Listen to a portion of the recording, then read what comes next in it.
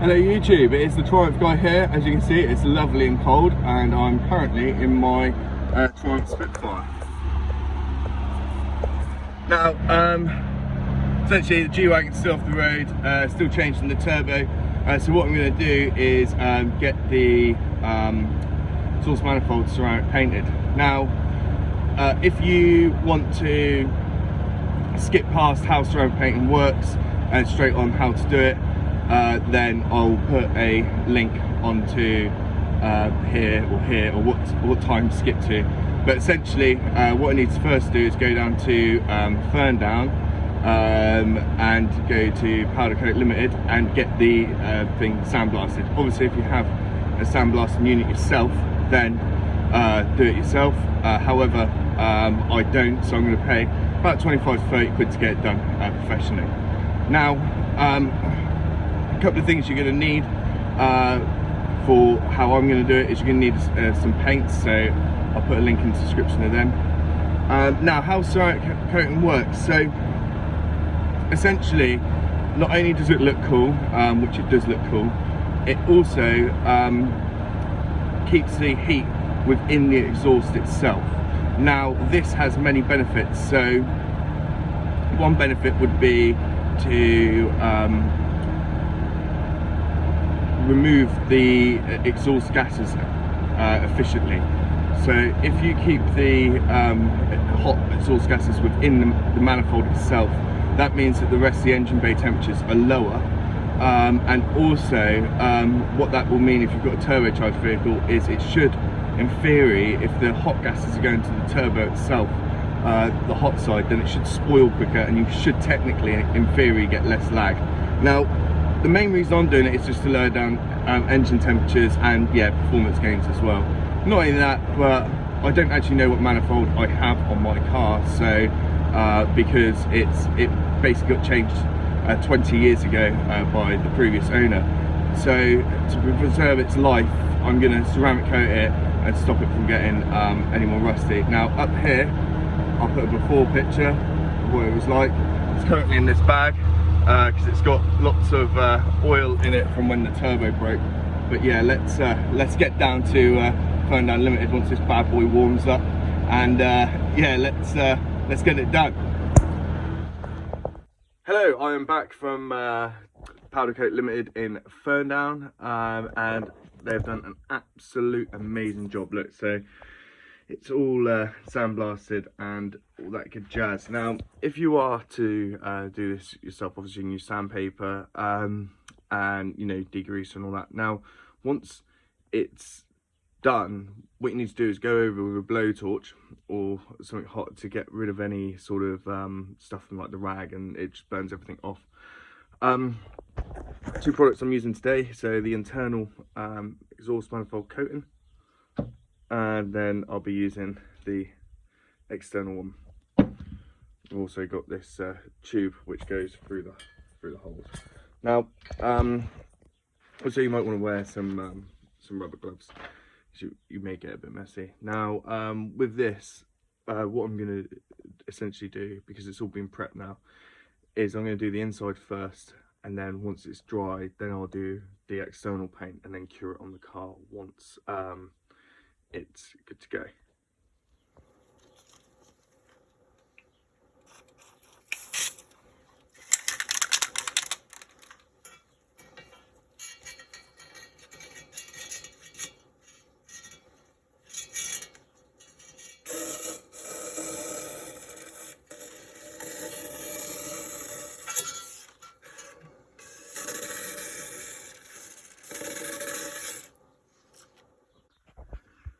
So yeah, as you can see, it is a little bit of a messy job. Yeah, so that's all been done in there. I've done it on both sides, so sprayed through that way, sprayed through that way.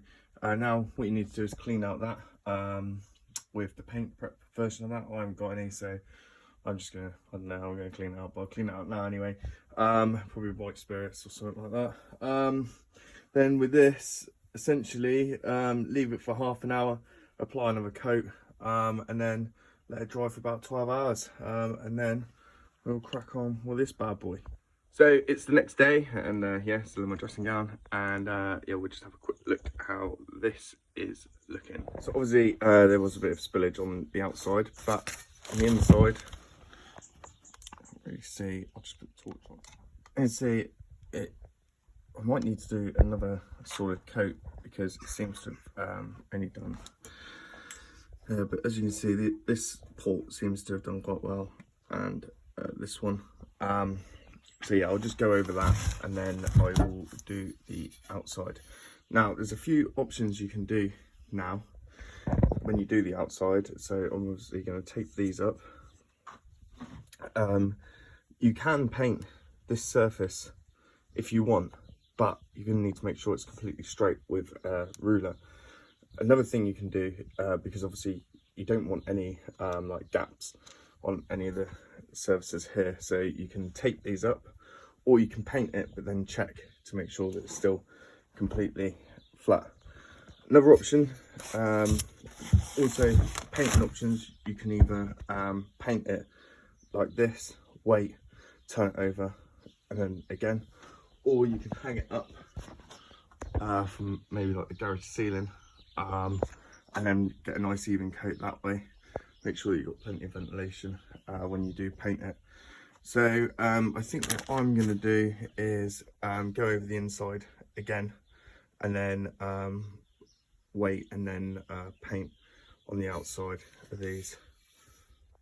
So yeah, as you can see, I've done a pretty poor job, but it should just protect this straight edge here. I've done the same over there and covered the bolts. I think I'm going to opt into maybe spraying it on the bench. The only reason is because I literally don't want to get paint everywhere, and if I do it here, I'm not too bothered if my job is absolutely perfect. I'm more doing it to protect.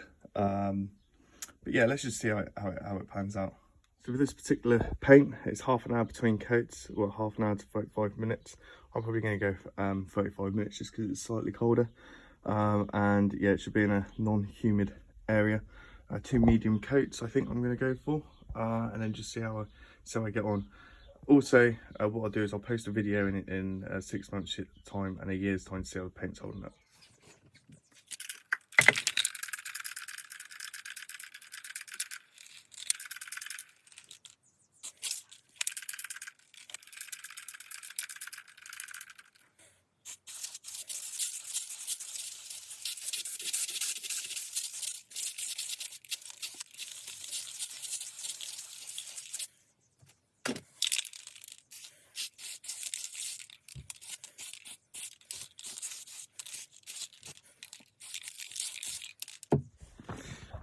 So that's the first coat on this side. Obviously I'm going to do one on the other side. I'm probably going to wait about 45 minutes I think for this to initially dry.